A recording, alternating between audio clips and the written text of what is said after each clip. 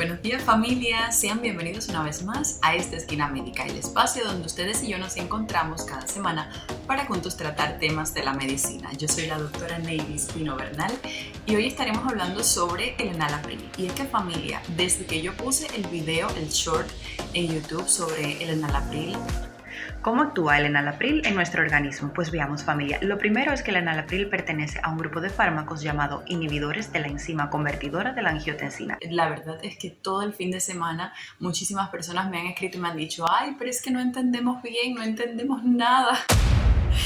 Y yo realmente quiero decirles que tranquilo familia, es normal que no entiendan, de verdad, incluso para nosotros que somos médicos, que pasamos muchísimos años estudiando la medicina y creo que lo estudiamos todos los días, nunca nos detenemos, pues incluso para nosotros hay temas que son difíciles de entender y hay temas en los que recurrentemente tenemos que estar todo el tiempo actualizándonos, estudiando para poder tener una comprensión mucho más absoluta de cada uno de estos aspectos. Entonces, si no entendieron, no se preocupen, yo les voy a hacer un video. Es cierto que en 60 segundos, que es lo que te da YouTube para hacer el short, es cierto que es muy poco tiempo para poder explicarles algo tan complejo, algo tan abarcador como el sistema renina-angiotensina-aldosterona. Es realmente, yo diría, olímpica la tarea de explicarles en un minuto la forma en que el enalapril actúa y qué es el sistema renina-angiotensina-aldosterona. Yo desde que hice el video siempre supe que las preguntas se iban a llover y la verdad es que no me equivoqué porque en todas las redes sociales, en TikTok, en YouTube, hasta por mensajes privados, todo el mundo escribiéndome que por favor les explicara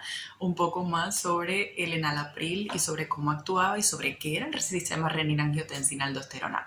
Así que bueno, vamos a comenzar ya, ese es nuestro propósito. Hoy aprenderemos de este fascinante medicamento que gracias a Dios existe, porque no solo él, sino otros que también pertenecen a esta familia han logrado pues incrementar la supervivencia de pacientes que padecen patologías como la insuficiencia cardíaca y controlar muy bien otras como la hipertensión arterial. Así que definitivamente son razones para adentrarnos mucho más en el estudio de este fármaco que se llama enalapril. Ya comenzamos.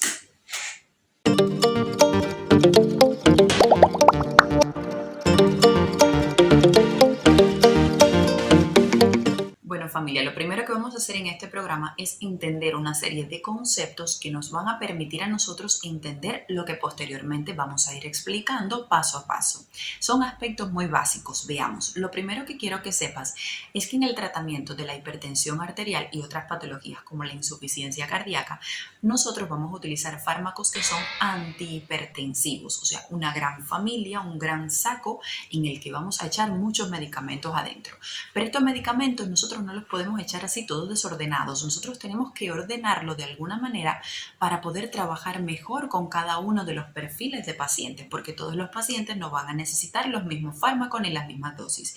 De esta manera, nosotros los médicos dividimos todos los tratamientos para la hipertensión arterial, los dividimos en familias. Así como hay familia de los Rodríguez, familia de los Pérez, familia de los García, pues nosotros dividimos también los fármacos destinados a tratar la presión arterial en familias.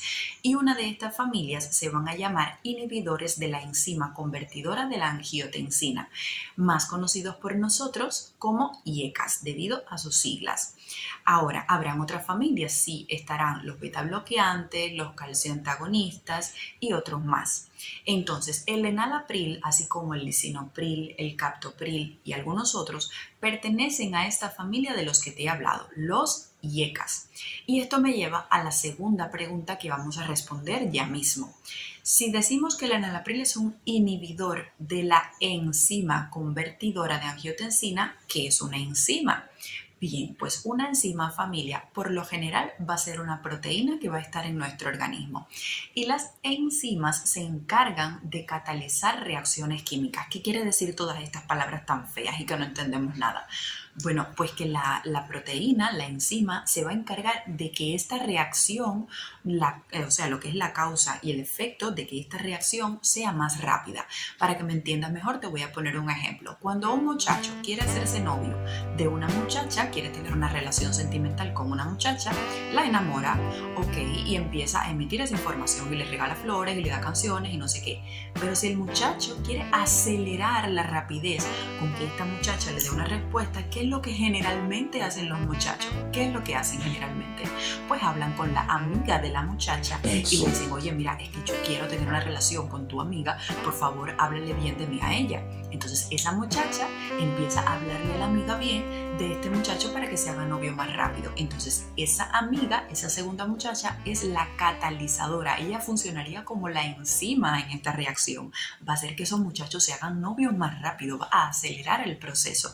Pues esta es la función de las enzimas, ayudar a que reacciones ocurran más rápido. Ahora que ya sabes lo que es una enzima y sabes a qué grupo pertenece el enalapril, te voy a explicar ahora lo que es el sistema renina, angiotensina, aldosterona, para que logres ver dónde actúa el enalapril. Veamos. Lo primero que vamos a saber es que este sistema renina, angiotensina, aldosterona ha sido creado de manera natural por nuestro organismo con un propósito, y ese propósito no va a ser otro que aumentar la presión arterial en situaciones en que haga falta. Por ejemplo, vamos a suponer que por alguna razón tú estás teniendo muchísimos vómitos, muchísimos diarrea, llevas muchísimos días así, no te has tratado, no has tomado sal y rehidratación oral y empiezas a perder líquido y electrolitos tanto por tu boca como por la región anal, ¿verdad? ¿Qué es lo que va a traer consigo esto? Pues que el volumen de tu sangre vaya disminuyendo progresivamente.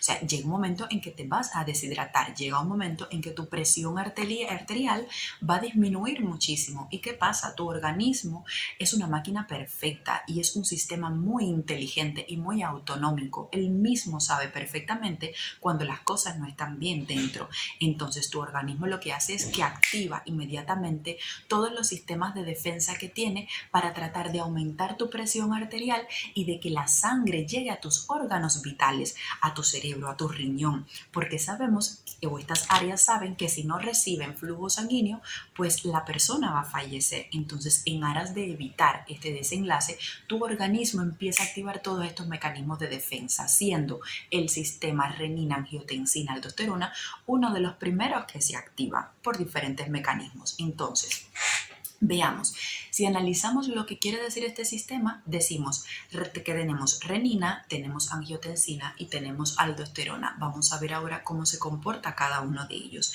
Primero, la renina va a ser secretada por el órgano riñón, ¿ya? Cuando nosotros tenemos situaciones de hemorragia o las situaciones de la deshidratación que te hablé, baja el volumen de la sangre, baja la cantidad de líquido que tenemos en la sangre e inmediatamente el riñón dice, oye, voy a activar el sistema. Deme un segundo. Coming. I got some for bread count. Ay, thank you, Mary. Thank you so much. Bien, el riñón dice, vamos a activar la producción de renina e inmediatamente unas células que se llaman juxtaglomerulares, como se llaman estas células, empiezan a liberar la renina. Entonces, la renina va a ser una enzima que se va a encargar ¿de qué? Se va a encargar de que el angiotensinógeno que produce el hígado pues se convierta en angiotensina 1. Esta es la primera reacción. El hígado, nosotros le llamamos en medicina el laboratorio del cuerpo, porque es que aquí tiene lugar el metabolismo y prácticamente todas las funciones que tienen que ver con esto, con el metabolismo, la producción de proteínas, aminoácidos y demás. Entonces, en el hígado se produce el angiotensinógeno, que es una proteína que él libera y que va a estar en el torrente sanguíneo, en la sangre. Entonces, cuando nosotros tenemos esta situación de hipovolemia, el riñón libera la renina y esta renina empieza a captar todos los angiotensinógenos que están en la sangre y entonces lo va a transformar en otra sustancia que se va a llamar angiotensina 1.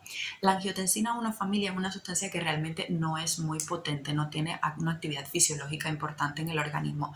Sin embargo, ella sí va a ser vital que esté presente. ¿Por qué? Porque cuando esa angiotensina 1 se va por el torrente sanguíneo, por la sangre y llega a los pulmones, esos órganos tan bellos y maravillosos en número par, los pulmones, aquí entonces va a haber otra sustancia que se va a encargar de transformar la angiotensina 1 en angiotensina 2. Y esta maravillosa sustancia de la que te estoy hablando es precisamente la enzima convertidora de angiotensina, la enzima que me convierte la angiotensina 1, que no tiene una actividad fisiológica, en angiotensina 2, que sí tiene una actividad importantísima en el organismo que te voy a estar explicando ya mismo. Entonces, esta ECA, que es como lo conocemos en medicina, se produce fundamentalmente en 3 lugares: en el cerebro, en los riñones y en estos órganos tan maravillosos que se llaman pulmones. Aquí en el pulmón se va a transformar esta angiotensina 1 en 2. Y ahora sí, familia, ahora sí, nuestro organismo tiene en su sistema sanguíneo una sustancia reconocida como la segunda más potente después de la endotelina y que va a actuar en los vasos sanguíneos, que va a producir que los vasos sanguíneos que antes estaban así, pues que las arteriolas hagan así, familia, y se empiecen a contraer. El calibre disminuye de los vasos sanguíneos. Los vasos sanguíneos, si antes eran así, ahora van a ser así. ¿Y esto por qué es importante en medicina? Porque si usted coge un tubo y le echa agua adentro y el tubo es así de ancho, la presión va a ser baja. Pero si ese tubo con esa misma cantidad de sangre tú le haces así, la presión dentro del tubo, ¿qué va a ser, familia? La presión va a aumentar. Entonces ya aquí con la presencia de la angiotensina 2 actuando directamente y produciendo la constricción de las arteriolas, ya estamos logrando que nuestra presión arterial suba. Si tú eres un paciente que está sangrando, te vamos a empezar a salvar la vida con esa angiotensina 2 actuando. Yes?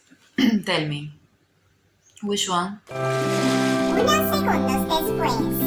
Por otra parte, la angiotensina 2, una vez que ya se encuentra en nuestros torrentes sanguíneos, en nuestro sistema, nuestra circulación, va a ir directamente a dos sitios fundamentales. En primer lugar, va a ir a la glándula suprarrenal, que es una glándula que se encuentra pues encima de los riñones, en el polo superior del riñón. Y estas glándulas son importantes porque ellas se van a encargar de secretar hormonas. Hormonas van a ser sustancias que se producen en un sitio y que tienen una acción a distancia o tienen diferentes tipos de acciones. Y una de estas hormonas que va a liberarse por parte de la glándula suprarrenal debido a la acción de la angiotensina 2 va a ser precisamente la aldosterona. La aldosterona es una hormona, familia, que lo que va a hacer básicamente es retener dentro de nuestro cuerpo sal y agua. Entonces, si ya por una parte teníamos las arteriolas bien contraídas y ahora además nuestro organismo va a empezar a retener agua y a retener sal, sodio en este caso, pues es otro mecanismo que nuestro cuerpo de forma autonómica está desarrollando para subir la presión arterial. Por otra parte, la angiotensina 2 también le va a decir a nuestra neurohipófisis, o sea, la hipófisis es una glándula que se encuentra acá arriba en nuestra cavidad craneal, y esa glándula, la hipófisis, va a tener dos partes, una adenohipófisis y una neurohipófisis. Bueno, la parte posterior, que es la neurohipófisis, se va a encargar de la producción de otra hormona que se llama ADH. ADH significa antidiurética. Diuresis quiere decir orinar. De manera que esta hormona lo que va a hacer es que la persona no orine. Y si yo no orino, yo no libero líquido de mi organismo. Por tanto, estoy garantizando también desde otro punto de vista, pues que mi organismo tenga más retención de líquido. Todo esto cumple una sola finalidad, familia, y es precisamente la de elevar la presión arterial. Entonces ahora me dirías, bueno, ya que ahora sí sé cómo actúa el sistema renina, angiotensina, aldosterona, donde actúa el enalapril, pues veamos, familia.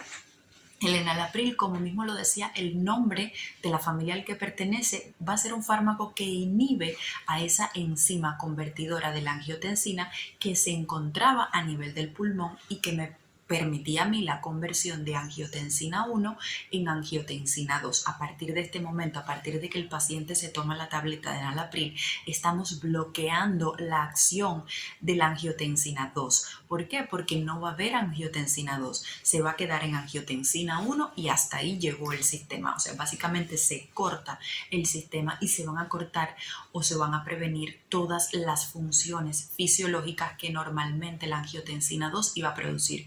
No se va a producir aldosterona, no se va a producir antidiurética, no va a haber un estímulo directo de la angiotensina 2 sobre las células que componen al músculo liso dentro de las arteriolas no se van a contraer. O sea, se bloquea el mecanismo por el cual aumenta la presión.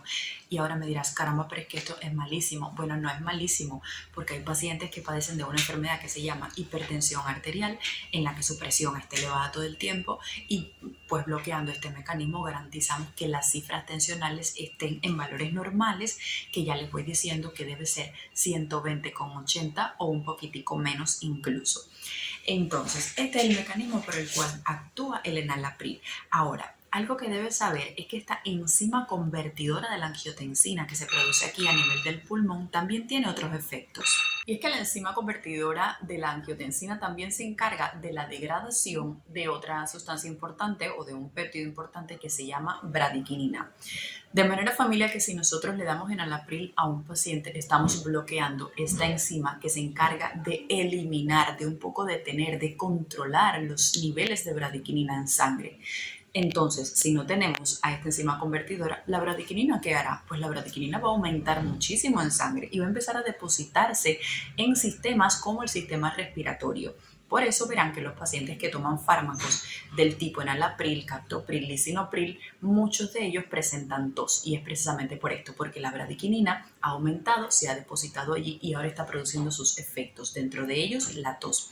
La bradiquinina es un péptido familiar que se parece un poquito a la histamina. La histamina es la sustancia que cuando aumenta en nuestro organismo, pues entonces padecemos de síntomas alérgicos como la rinitis, la conjuntivitis y la dermatitis también, muchísimas otras enfermedades alérgicas. Entonces, bueno, dentro de las reacciones adversas que pudieran presentar este grupo de fármacos, los inhibidores de la enzima convertidora, está precisamente la tos. Yo diría que en los años que llevo de médico es el síntoma que casi siempre, o la reacción adversa que casi siempre los pacientes refieren.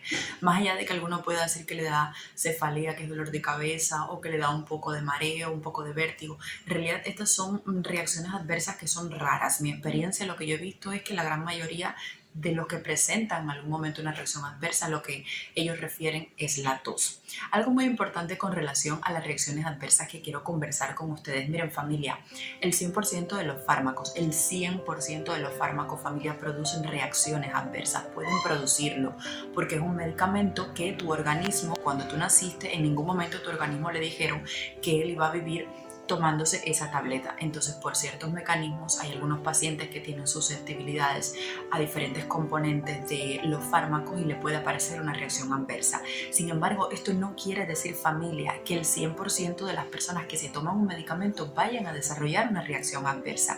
No es así. Los fármacos son muy buenos también y tienen sus indicaciones probadas científicamente. Déjenme decirle, cuando la farmacéutica internacional lanza un fármaco al mercado es porque ese fármaco ya ha pasado por una serie de fases que toma incluso años en probarse la seguridad del fármaco, la eficacia del fármaco. O sea, no es que una farmacéutica saque un medicamento porque quiso y al otro día se está comercializando y la gente tomándoselo. No, esto no es así. Para que una farmacéutica logre lanzar un fármaco, tienen que haber pasado una serie de procesos donde se demuestra científicamente que el fármaco es seguro para el ser humano. Entonces, yo he visto por ahí algunos comentarios allí leyéndolos a ustedes, que hay algunas personas que dicen que los fármacos que producen reacciones adversas, que son malísimos. A ver, reacciones adversas sí pueden aparecer, pero en la realidad es que el beneficio que le representa el fármaco a tu organismo supera el riesgo que pudiera hipotéticamente existir en que te pueda aparecer quizás una reacción adversa. Yo, si fuera una paciente hipertensa, yo, siendo médico, elijo tomarme el medicamento si mi médico me lo indica. ¿Por qué? Porque si yo no me tomo el medicamento, mis mecanismos naturales que me deben regular mi presión los he perdido, están claudicados, ya no funcionan. Entonces yo tengo que darle algo a mi organismo que me logre hacer lo que ya mi cuerpo por sí solo no hace. Por eso yo, como médico, siempre les digo, y esto es uno de los mandamientos de Esquina Médica, nunca se automediquen, jamás. Pero cuando un médico le prescriba un fármaco, confíen en el criterio y la opinión de ese profesional de la salud, porque es una persona que se ha pasado la vida, porque de verdad que nos pasamos la vida estudiando para hacer lo que hacemos todos los días, que es diagnosticar y mandar medicamentos, a fin de que también amén de que también nos ayudamos de la medicina natural, de las terapias alternativas y bueno, todo esto. Entonces, bueno, habiéndoles comentado este pequeño regaño y un poco ahí unido con consejos, ahora les voy a hablar un poco de cómo nos tenemos que tomar el enalapril. Bueno, miren, familia. Primeramente, el enalapril es un fármaco. Les voy a dejar por aquí una foto que puede venir lo mismo simple, o sea, el enalapril nada más, que puede venir también en combinaciones. Por ejemplo, aquí en la clínica hay uno muy bueno que yo lo utilizo cantidad, que se llama Pharmapress. Y Pharmapress es la unión del enalapril con hidroclorotiazida. Entonces, la dosis generalmente de enalapril, con la dosis que comenzamos, es con 5 miligramos, puede ser de 5 a 10 cuando es una hipertensión leve, y el paciente puede llegarse a tomar hasta 20 miligramos diarios. Incluso hay algunas indicaciones en algunos tipos específicos de pacientes que se pueden llegar a tomar de mantenimiento, o sea, de siempre, de todos los días, hasta 40 miligramos. Pero en este caso, los pacientes deben tomárselo en 2 dosis en lugar de una dosis, que es lo que generalmente se hace. Entonces, ya te lo dije, esta es la dosis, una vez al día. Otra cosa importante, ¿me lo toman con alimento o sin alimento? En realidad los alimentos no van a modificar para nada la acción del medicamento, no tienen una relación. ¿Me lo puedo tomar si estoy embarazada? Pues no, las embarazadas y los que estén lactando no se pueden tomar este medicamento. Para la embarazada existe otro grupo de fármacos, dentro de los que está la alfametildopa, que de verdad que es muy bien usado, muy bien tolerado por ella, es muy seguro tanto para madre como para bebé futuro. Entonces, ¿quiénes serían los pacientes que se van a beneficiar del uso del enalapril? ¿Todo el mundo puede tomar enalapril? Pues no. Habrán pacientes que no y habrán pacientes que afortunadamente sí.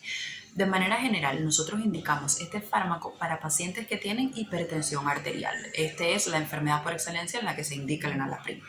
Ahora, también están los pacientes que tienen insuficiencias cardíacas sintomáticas. ¿Qué es esto? Esto es que tu corazón pues no puede bombear la sangre de la manera en que debería y no envía a tu cuerpo la cantidad de sangre que debería enviar en un minuto. Entonces, debido a esto, a que tu cuerpo no está recibiendo la cantidad de sangre que debe, tú empiezas a tener unas manifestaciones clínicas, empiezas a tener unos síntomas. Sientes como dificultad respiratoria, puedes sentir tos, sientes cansancio, puedes sentir mareo y hay muchísimas otras manifestaciones de insuficiencia cardíaca. Puedes ver que se te hinchan los pies, muchísimas otras más que en otro programa hablaremos de insuficiencia cardíaca. Entonces, estos pacientes que debido a una falla del corazón están teniendo manifestaciones clínicas se benefician muchísimo de los fármacos que pertenecen a esta clase, a los IECAs. También puede ser que tú tengas, por ejemplo, una insuficiencia cardíaca, pero no tengas manifestaciones clínicas. O sea, tu corazón está ahí fallando, pero todavía está luchando un poquito y todavía tu cuerpo no te está avisando que tienes la enfermedad. Sin embargo, cuando te hacen un ecocardiograma, ven en un parámetro que se llama FEBI, que es la fracción de eyección, ven que está disminuida. Ven que están, por ejemplo, el 35%. Amén de que no tengas síntomas, tienes una FEBI disminuida, tu ventrículo izquierdo, la parte izquierda del corazón no está funcionando para nada bien y entonces aquí también estaría indicado el enalapril. Entonces, ¿qué pacientes no podrán tomar el enalapril? Bueno, si tú eres una persona, digamos, que estabas tomando anteriormente captopril o lisinopril y de pronto empezaste con episodios de tos y por esta razón hubo que quitártelo, aquí, por supuesto, obvio que no se te puede dar el enalapril porque es que forman parte de la misma familia. Es como cambiar, es el mismo problema, pero cambiar de persona, algo así. Entonces, otro paciente que no puede tomarlo, por ejemplo, los que tienen un tipo de enfermedad que se llama edema angioneurótico hereditario. Esto es que le falta una sustancia que se llama C1 inhibitor y por eso las personas hacen como unas inflamaciones que bueno, en este caso estaría muy contraindicado también el uso del enalapril por el mecanismo que tiene con la bradiquinina, porque la bradiquinina va a estar muy aumentada. Igual pacientes que tengan hipersensibilidad a alguno de los componentes del enalapril, pues tampoco pudieran tomarlo.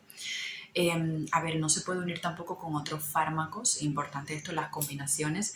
Hay uno que se llama alisquiren, que cuando el paciente, por ejemplo, es diabético, no se puede unir el alisquiren con el enalapril. La embarazada ya les dije que tampoco, las mujeres que están lactando tampoco deberían tomarlo. Ya, esto de modo general serían las contraindicaciones un poco de los pacientes en lo que respecta a la toma del enalapril. Entonces, bueno, familia, esto básicamente era lo que le quería contar sobre el mecanismo de acción del enalapril, que tengan una idea un poco de qué va el fármaco. Si tienen cualquier otra duda, yo sé que pueden tener millones de dudas, ahora de pronto no se me ocurre otra cosa que comentarles con respecto a este fármaco, pero si ustedes tienen cualquier duda o quieren comentar cualquier cosa sobre el tema, pues ahí me escriben en los comentarios, que yo siempre estoy pendiente de ustedes, familia, siempre estoy pendiente de ustedes, mirando todo lo que me escriben, tratando de responderles lo antes posible. Así que bueno, ya por hoy me despido, les mando 1000 besos, 1000 abrazos, cuídense muchísimo y de verdad que nos vemos muy pronto, mucho antes de lo que ustedes imaginen. Así que un besito, chao.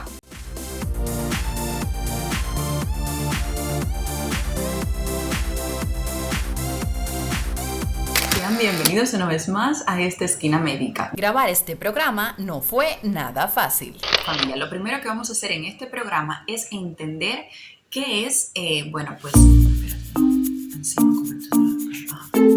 Bueno, familia, lo primero que vamos a hacer en este programa es entender una serie de conceptos. Y es que hubo tantas interrupciones que fue prácticamente imposible concentrarnos. Voy a activar el sistema. Denme un segundo. Coming. I got some for bread count. Ay, thank you, Mary. Thank you so much. Bien, aquí. Y es que no fue una, Mesa angiotensina 2 actuando. Yes. Tell me. Which one? Okay, send the patient. Vale, okay, bye, thanks. Bueno, dame un segundo porque tengo un paciente. Ya seguimos hablando sobre fisiología. Nidos, familia. Y lo que se produce aquí a nivel del pulmón también tiene otros efectos. Yes. Okay, send me the patient.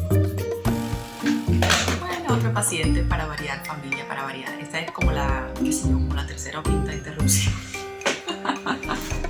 Y para ser honestos, perdimos un poquito el orden. ¿Qué otra cosa me preguntan del enalapril? Bueno, las dosis no lo pueden tomar las embarazadas. Las reacciones adversas ya hablamos un poquito de ello. ¿Qué otra cosa pudiera ser importante? Pero nada de eso nos detuvo, porque tenemos un objetivo y es hacerte llegar toda la información. Y esto es uno de los mandamientos de esquina médica. Nunca se automediquen, jamás. Pero cuando un médico le prescriba un fármaco, confíen en el criterio y la opinión de ese profesional de la salud. Esquina Médica, haciendo medicina juntos.